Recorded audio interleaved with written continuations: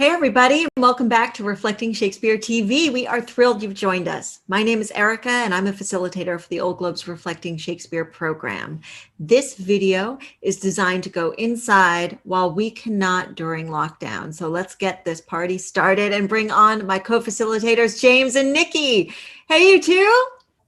Hey. Hi. Hi, everyone. My name is Nikki. Happy to be here and love facilitating Reflecting Shakespeare with the Old Globe and giving it to my folks on the inside and now my folks on the outside. All right. Yes, indeed, Nikki. It is great to see everybody. My name is James. I'm a facilitator at the Old Globe's Reflecting Shakespeare program, which is now entering its 6th year. And now, without further ado, let's introduce this week's guest. It is Jonathan. Hey, Jonathan. Hey, James. How are you? I'm good. Thank you. Go ahead. Introduce yourself to our audience. Go ahead. Hello, everybody. My name is Jonathan Chiu. I was incarcerated for the last 16 years, and I was released back out into society on May 1st of 2020. Yes. Well, first of all, for sure, welcome home. Yes. Love that, right? The transition is a whole new realm of things, let me tell you. So can you tell us a little bit about how the arts were able to elicit growth or development? Yeah, definitely. I did Marin Shakespeare while I was in San Quentin State Prison, and that helped me with me doing my stand-up. I've been performing stand-up for the last, since about 2015, 2016 now. And yeah, it's Shakespeare has kind of taught me how to open up and be very vulnerable to the audience and being accepting of criticism. So yeah, that's been very helpful on my journey. So generally, I would be just cracking jokes on the yard. From time to time, there will be the events inside. There will be an open mic night or an event for a graduation that I would just go up and, I would tell jokes to the graduates. I think cracking jokes is where I kind of test out my material, and I would just tell everybody, and sometimes it would be a little bit more raunchy, I guess, and unedited, and from the criticism or from people not laughing at my jokes, I would say, okay, that's not going to work. And from what I hear, when I get laughter from all of the jokes, I know that that's the stuff that I can use for a mass audience. The reason why I kind of started telling jokes is threefold, I guess. Growing up, being, the nerdy kid, and my last name is Chiu. So imagine going through school, and I went to school during when Pokemon was a thing. So I've been called Pikachu every single day of my life, going to school. So, and I couldn't handle that. I would wouldn't be able to accept that, and I would get angry, and I realized that because I wasn't comfortable with people laughing at me. So later on I realized that I needed to open myself up and grow and understand that hey, people will laugh at you, and you gotta have to take it and find a way to turn around on people and make it to where I want to make people laugh because I can, not because I'm choosing to let people laugh at me, because I'm choosing what I say to make people laugh and then let them laugh at me. And another thing is that for pretty much everybody that goes to prison, we had some sort of trauma growing up. And, when I was growing up, I had a lot of that, and I was afraid to share it. I was afraid to share it because I never thought anybody would understand what I was going through.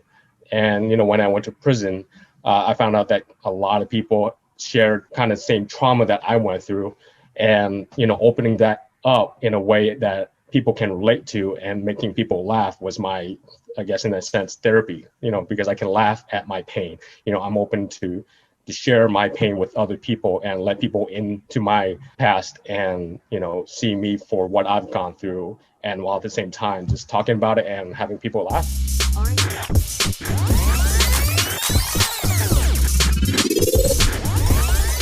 All right, thank you, Jonathan. So we're going to get started here with how we would start class inside, which is with our check-ins, sharing a low point from the past week and a high point. So I think my low for the week is I just feel like we need more mentors for our folks that are returning home, a little bit more supportive services. And I think with COVID, it's only creating a lot more challenges for our folks. So that just kind of hurts my heart on a daily. So that's kind of my low.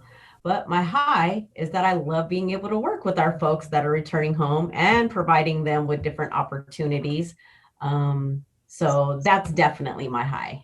So my low is, it's got to be the rising COVID numbers again, as we get into the change in the weather here and winter starts to come along. So that's my low.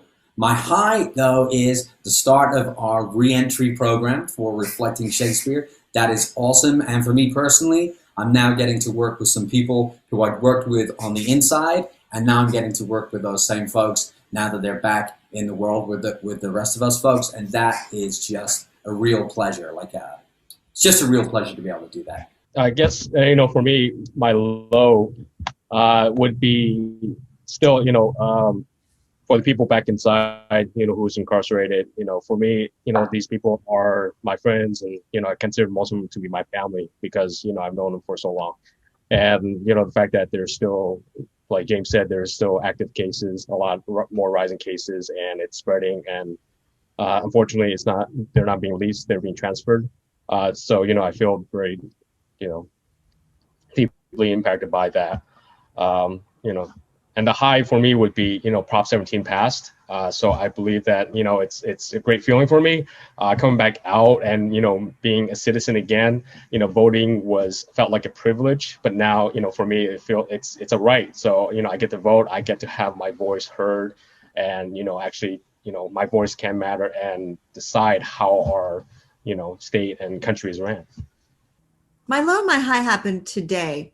So before starting this program, I was logging in again to check the COVID numbers inside, having read the news. And where we go in at Centinela had been at a steady, like one case or something like that. But a number in the teens cropped up there, and and those numbers were all within the past 2 weeks. And then my high actually is Jonathan's sharing of his high. There's something really impactful for me to hear Jonathan talk about his rights and to have his personal account. And for everyone watching, what are your lows and highs for the week? We're going to ask you to journal along, and the best thing you can do is just start right there. Okay, so now we're going to move on with class with our warm-ups. James, what have you got for us today?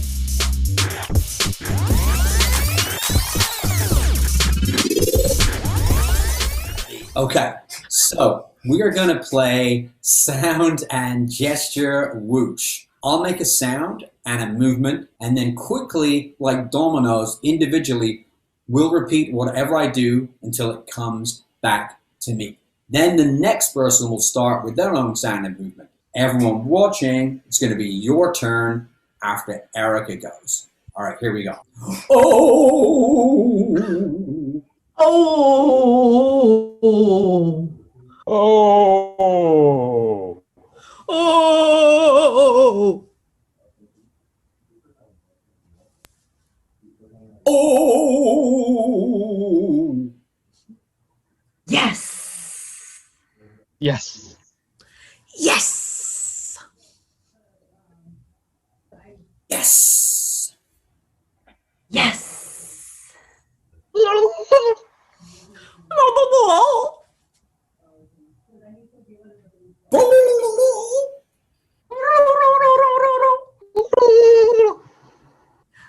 Ooh, ooh, ooh, ooh, ooh, yeah. Ooh, ooh, ooh, ooh, ooh, yeah. Ooh, ooh, ooh, ooh, yeah. Ooh, ooh, ooh, ooh, ooh, yeah. All right. And everyone watching, although we can't repeat it, what would you have offered to the circle? Give it a little bit right now. Your original one. I feel it. I feel it. Yes. I feel it. Thanks, guys. So warm-up games are always so much fun, and they help like create connection, community, bringing each other in the same space. That's very, very important, and it's very valid. So Jonathan, what do you like remember about warm-up games in the classes on the inside? Did you partake in any of that stuff? Yeah, we did a lot of the warm-up games, and with a lot of movement and sounds, just like we did. And it's a good way to get us to kind of unwind and act ourselves in a safe space. So let our guards down and have fun in the sense that like we can all laugh at each other and feel safe at the same time. Excellent. All right. Well, now that we've warmed up our sense of play, let's get to work. As you've heard in all of our previous episodes, we are organizing our discussion of the play, The Winter's Tale, around a socio-emotional healing pathway. That's right, Erica. So let's check in with where we're at in the process from pain to amends, right? All of these different steps and the time that it took to get through these different steps. So we've worked our way through the first three, which is pain, fear, and anger, which led straight up to the damage and all of these different emotions that these different emotions have caused, like jealousy, insecurity, fear, all rippling out into the emotion of anger, right? With all that culminating insight and how can damage not be in this picture. And we see it prevalent in this play. So the last time we were together, we looked and explored the concept of time and how this process of time can have a positive impact and it can be an opportunity for growth, really kind of depending on what you do with that time though. So now let's get caught up with what's happening in the play.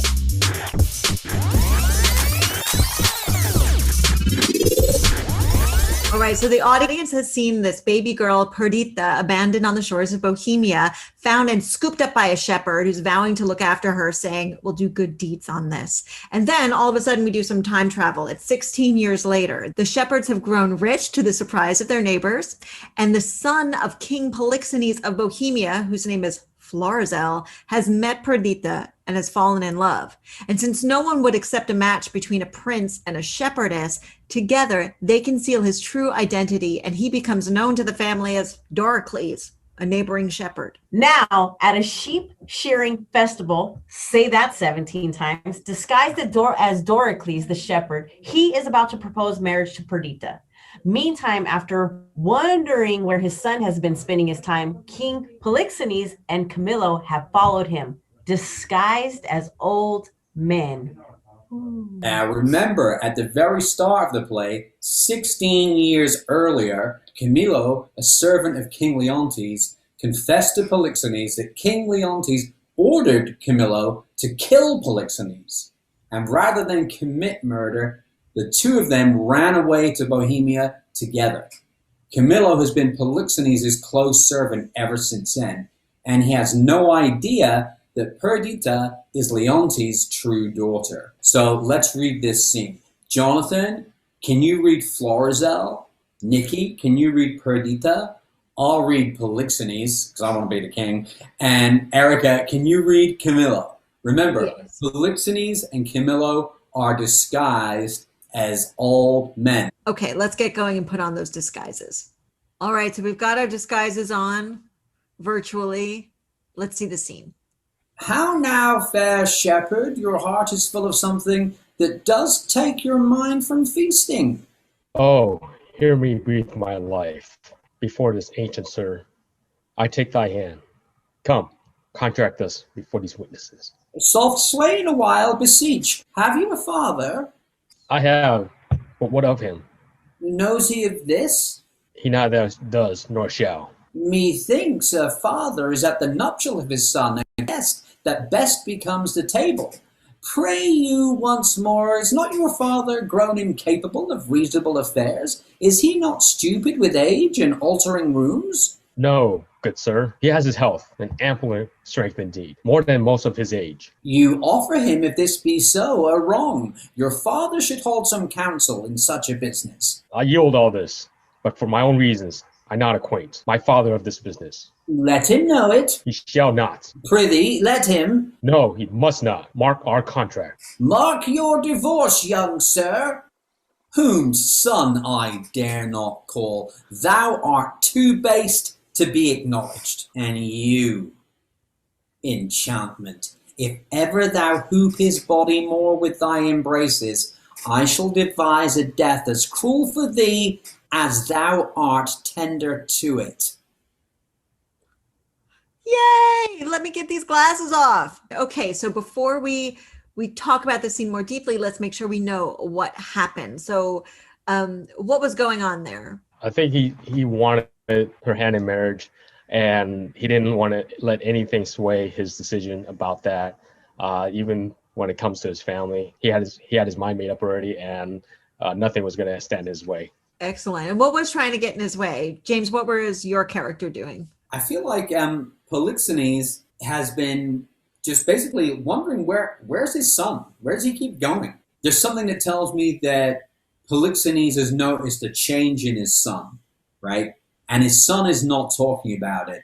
So he decides, well, if he's not going to tell me about it, I'm going to have to go and find out what it is. There's something about that relationship in there that they can't be truthful with each other. I think it's interesting how Polixines doesn't just say, hey, Florizell, what are you doing here? He gives Florizell a chance to kind of be his better self. He's like, don't you think your dad should know about this? I think maybe you should talk to your dad, right? He keeps saying that and he keeps getting rejected and rejected and rejected. And finally, when Florizell is like, get out of here, buddy, that's when Polixines really loses it. He turns on them, and then he turns on Perdita and says, don't touch my son again or you're going to get the death penalty. I mean, how is that to receive that, Niki? Yeah, what resonates with me more than anything is how he's just like determined. Like you have somebody just gnawing on you, and his focus is completely on getting this woman the ring and getting the public, display of love. And he's like, and he's telling this guy like, no, I don't care. I don't care. That's not what's happening right here, right now. I'm in this moment, and this is where my heart is at, and nothing is going to deter me from that. And even the suggestion of having the father, it's like, I don't want to hear about that right now. I'm focused. My mind is made up. This is what I want to do, and I'm determined to do it. Well, I love what you said, Niki, about I don't care, because I wonder what the script thinks. Does Florizell really not care? I mean, one of the things Polixines says is, a father is the guest that best becomes the table at a wedding. And, please don't you think your dad should know? I mean, does he still have his marbles? If he does, you really should not do this wrong to him. And Florizell says, I yield all this. I mean, like, I understand that, but I can't tell him. And I do wonder if Florizell within him knows, I wish I could tell my dad this, but I can't. Well, and I think the thing that stands out too is just the determination. And then it's the finality of, right, I'm going to get this. And then there's no turning back after that. It becomes a fork in the road. And ultimately we make those decisions, right? And ultimately I've learned in the past that when we end up making those decisions, then we really don't care. Our self-absorbed nature or our benefit or our gain of what's going to be more self-fulfilling, if that outweighs, better judgment, if that outweighs, ultimately making different decisions, we show and we prove ultimately by our actions that, what, we didn't care really. Hey, Jonathan, you got to step into Florizell's shoes there for a minute. What did it feel like? I felt like he, in a sense, he did care enough to protect him from this, but he didn't care what he was going to do. I can kind of relate on this, and it just felt like that he didn't want the judgment, he didn't want any of that to come with when he told his dad, when he had to tell his dad, and because he cared about the relationship he had with his dad, he cared about more his self-interest with the marriage instead. In a sense, he was trying to make all these excuses about he was yielding and doing all that, but in the end, he was choosing his own selfishness of marriage than to actually tell his dad. There's something that comes up about like that hierarchy of relationships, right? And who lands where at what time, and can that shift where his father had all that influence and was clearly really important, but now the focus was this person he'd fallen in love with and his focus was there. So that means his relationship with his dad is going to change, and just where those things shift around. But now that he has deceived his father, so he's really damaged that relationship. I'm thinking about the collateral damage of the relationships through the secrecy, just through this little kind of comical moment here. But it's actually, there's a truth there about how we guard information based on how we assume other people will react. And I think that's what it is in hindsight. It's like, I think in order for us to deal with, the horrible mistakes ultimately that we make, we want to tell ourselves, well, family or this matters more to me than anything, and I love and I care about them. And ultimately, I think it has to be for us coming to a point where we can have an accountability component of it and being honest with ourselves and saying, you know what, they didn't matter as much as I thought they did, because this self-serving purpose right here meant more to me than that. And as shameful as that might feel sometimes, I feel like owning that truth is more empowering than lying to ourselves. I guess this scene actually relates to me more than most. I don't know if it's kind of like irony or like just fate. I felt madly, deeply in love. My friends and even my family, they were saying this is like, you should not be in a relationship with her. This is not going to end up well, and it's a toxic relationship. And I chose not to listen to them. I didn't actually tell anybody else like that I was going to propose to her. I really did keep a lot from my friends and family, and when they did give their input, I thought of it as basically like, you're judging me and judging like who I am and judging her, when it was completely untrue, because, they were just looking out for me, and I didn't see that. I chose not to see that.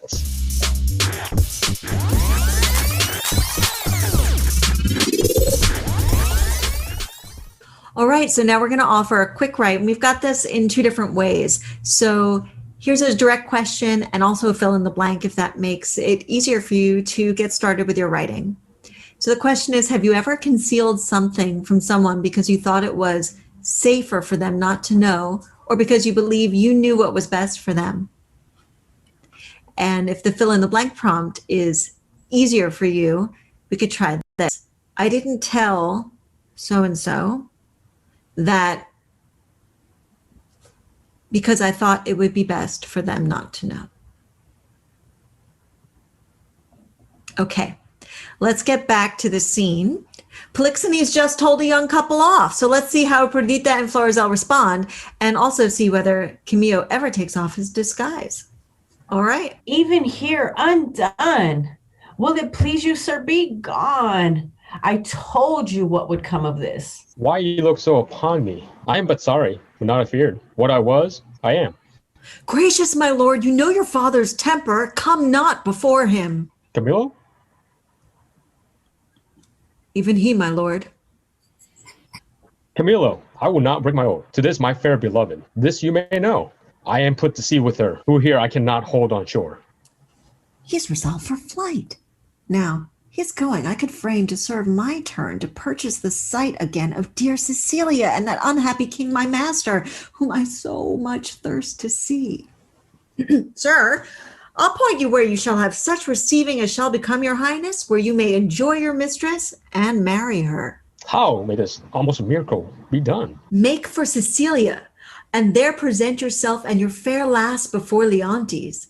I see Leontes opening his free arms and weeping his welcomes forth, asks thee, the son, forgiveness as 'twere in the father's person. Worthy, Camillo, what color for my visitation shall I hold up before him? Sent by the king your father to greet him and give him comforts. Sir, I'll write down what you must say, that he shall not perceive but that you have your father's bosom there and speak his very heart. I'm bound to you, Camillo, but how shall we do? We are not furnished like Bohemia's son, nor shall appear in Cecilia.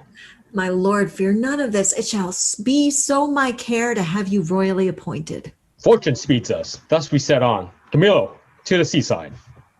The swifter speed, the better. What I shall do next is to tell the king of this escape. He shall go after, and in his company I shall review Cecilia. All right, hooray!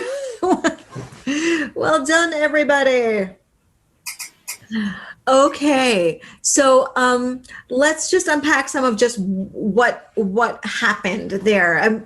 Nikki, you started off the scene as Perdita. So what was Perdita's reaction to all this business? It's basically to tell Florizell to get away from her, right? Florizell pleads his love to her, but she's like, just get away from me. I knew this was going to happen. Something bad was going to come of this. Mm-hmm. And then Camilo steps in, kind of almost forgetting that he's even in disguise. He just is like, dude, don't anger your father any more than you have, and is discovered. And then Camilo decides to take action for himself that affects everybody else. So what did everyone get? Like, what is it that Camilo wants, or Camillo, you can do it either way. What does he want that impacts these two and our whole story a whole lot? He sees an opportunity to go home, right? The power of persuasion. Yeah. It's interesting that he wants to go home. I think even if you don't like it or not, an opportunity to go home maybe is needed. Maybe it's desired. I don't know. Right. I mean, I live miles away from where I'm from, and I want to be there pretty much often, right? Apart from when I'm there, then sometimes I want to get out of there. So it's not a hard and fast thing. Well, and I think for me, like I can relate to it definitely as, just even thinking about our folks that are on the inside. I as soon as I got out, I was out 3 months, and even as, maybe much as I loathed being there or hated being there, I went back into juvenile hall, to speak to the young ladies that are in juvenile hall. I, made it a point to go back inside and, just to go back and revisit, and to be able to connect, and I think that's the thing with Camille is he had that strong connection. That's where he felt family was at. And ultimately he was forced to leave for a moral decision that he felt was the right decision. And Niki, to go back to something you were saying at the beginning of the episode when you were doing the recap of what had happened, that time had passed, in terms of the growth, that while Camilo says his motivation is for himself to go home, he's actually becoming the orchestrator of an amends. Even though it's part of a sort of fabricated plan, what he puts forward is that this is going to be an opportunity for Leontes to express his need to receive forgiveness, to be able to say sorry, that he's going to see the son and imagine it's the father for who he wronged so much. And he's going to, try to make amends through actions with the son. It's kind of interesting how it's coming with this amount of time and just seizing an opportunity to be able to have some healing in the situation. Love that. But this is the moment of the story where there's this opportunity for growth and amends, and we don't know whether it's going to happen or not. It's kind of this interesting moment where there's been time for growth and it's about to be tested. I think the one thing that comes up for me is, like, I always think, and Jonathan can definitely attest to that going aboard, but in order for us to be able to get to the point to where we have that growth, where we're able to make that amends, you have to go back to the very beginning. And I think with this component of it, it's going back to, like where it all originated, where the pain all started, where the harm all started, where the crime all started, where the conviction all started, and that was ultimately with Leontes, with the anger, with the jealousy, with the insecurities, with the accusations, with ultimately affecting everybody in his world, like ultimately how all that affected, and how it's interesting to me how this part of the play is going to send us right back there throughout a process. I've noticed that, if you don't address that very first issue, ultimately you'll never find that healing. You'll just mask it and you'll function from that place, that diseased place. But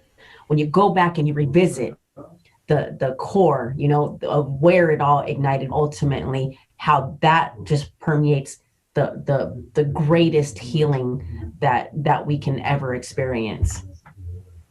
Yeah, kind of like this, what you said about opening yourself up and going back to that first trauma and pain. And, when I first was incarcerated, I was still angry, and was my reaction to everything. And that was also in my sense of denial. And I guess that was the self that I put up in front of others to show others, and then really, had the chance to look inward and actually discover who my true self was. It took a lot of, took some time and a lot of thinking to revisit and be vulnerable to visit that first pain and be able to look at it and respond to it in a more healthy way. That was the first step in order to become who I am today. When I was first sentenced, they actually gave me 50 years to life. So I had 50 to life, and my earliest parole date was going to be like 2054. But 2 years ago, the governor commuted my sentence, and he basically said, like, you get another shot, at freedom. So I went to the parole board, and then they found me suitable, and here I am. So, so going back to basically like for me to kind of like find my true selves, I had to like accept the worst possible outcome of my life. Because like, all you had like inside was time. And like, once I accepted that, like everything was like easy, I guess, in a sense. So, when I got to San Quentin, I was able to, discover like who I was. And that's where like the stand up came in. And again, like all the other stuff, like I know how to make crosswords for whatever. Like, Yes. Yeah. Yeah. And then I also like run marathons because like I didn't know I could do that, and let alone like do that inside of prison. So yeah, it kind of like took me to go to like the darkest place in my life to kind of like just accept that and then like grow from there.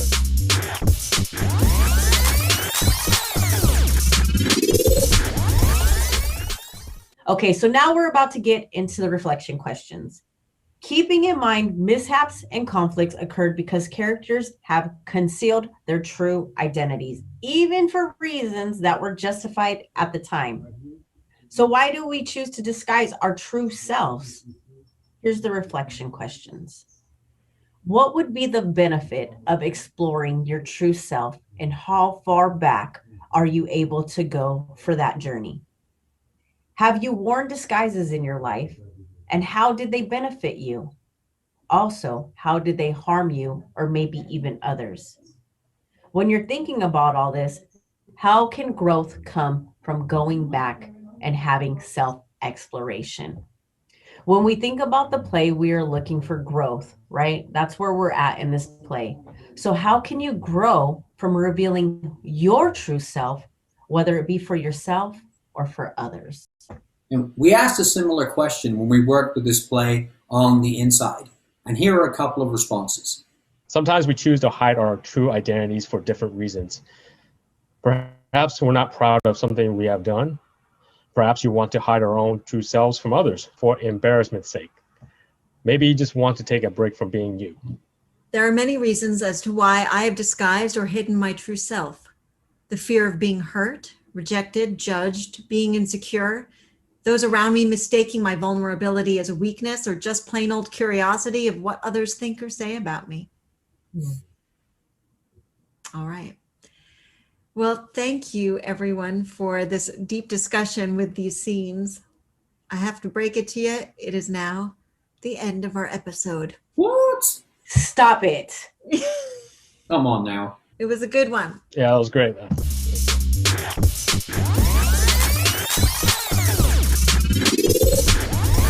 So we're going to round it up like we always do at the end of all of our classes, all of our programs. We're going to have our one-word checkout, which is one word describing how you feel right now. Nikki. Happy. Melancholy. Excited. Quiet. Peaceful. And everyone watching? All right. Awesome. Thank you guys for being here, and thank you for your participation. So now, right now, what we'll do is we'll count out 1, 2, 3, and we will clap on that fourth beat. Ready? 1, 2, 3. Yes. That was all right. Nice one. All right. Goodbye, everybody. Bye, guys. See you next time. See ya. Bye. Bye. Whew. Man, that was a good one. You know what? I'm hungry. Hey, Jonathan, can you get me some of those chips? Yeah, I think so. Listen, grab right about. There you go. Thanks, man.